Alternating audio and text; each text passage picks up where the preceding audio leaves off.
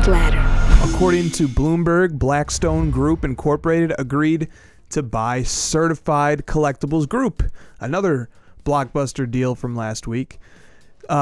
Certified Collectibles Group, or CCG, lays claim to housing the world's largest third-party coin grading service and the world's largest third-party paper money grading service.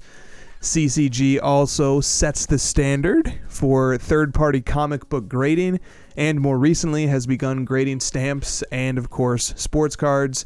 Their sports card wing is called CSG, as I'm sure many of you are familiar with them, which stands for Certified Sports Guarantee. Blackstone valued the business at more than $500 million.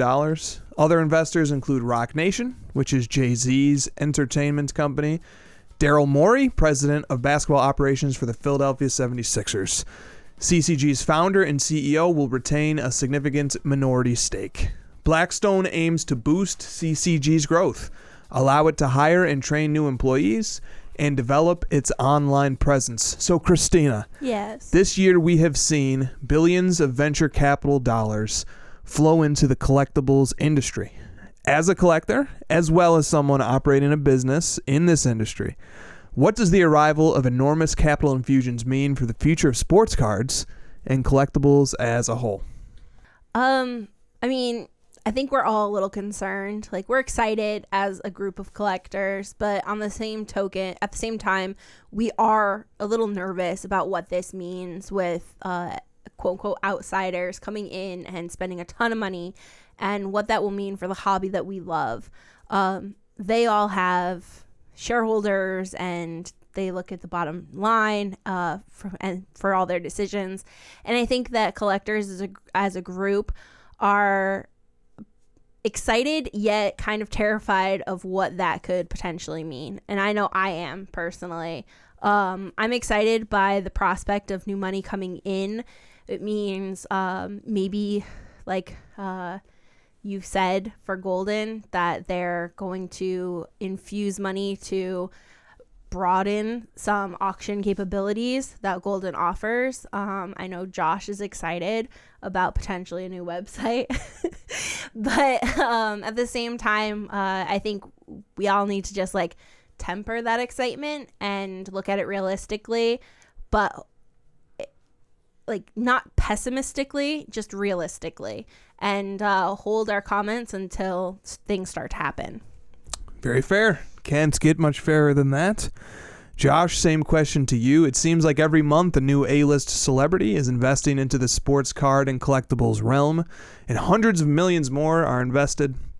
What does this portend for the future of sports cards? Well, thanks for reminding me about my other favorite takeaway from the Golden appearance on Crossover was the website. I directly asked him about when the website would be updated, and he gave us an answer of about 2 months, so that was exciting. We all know how I feel about the current Golden website, so I'll just move on. I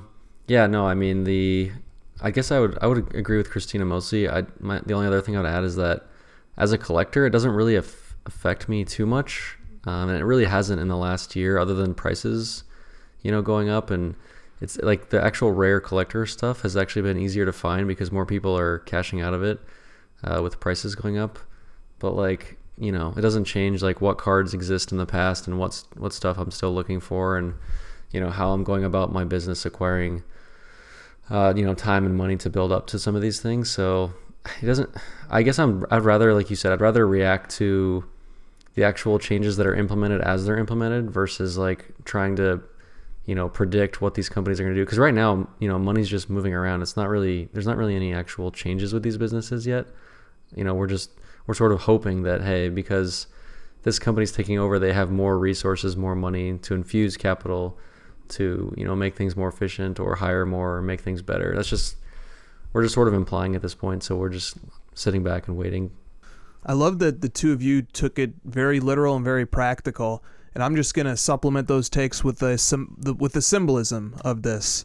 And to me, the symbolism is very strongly blue skies, very glass half full right now, that serious money is being invested into this industry.